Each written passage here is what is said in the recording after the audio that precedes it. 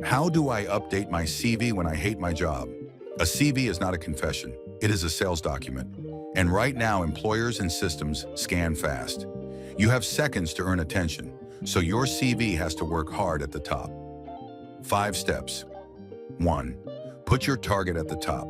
Job title you want plus the niche. Example, bid manager, public sector, complex services, or proposal lead, defense and infrastructure. 2. Add a 2-line value summary.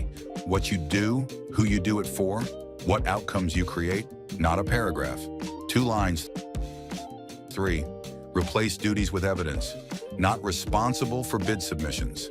Instead, led 12 submissions in 2024, won 8, total value £45 million. Use did this so that happened bullets. 4. Add a key projects section, 3 mini case studies, situation, action, result. This is where bid professionals can shine because you already think in win themes and proof points. 5. Match the language of the advert. Not copying, matching. If they say capture management and you say bid leadership, you might get filtered out. Read the advert. Use their words. If you want help with this, you can join Scribble for free. We have templates, courses, and resources for bid and proposal professionals.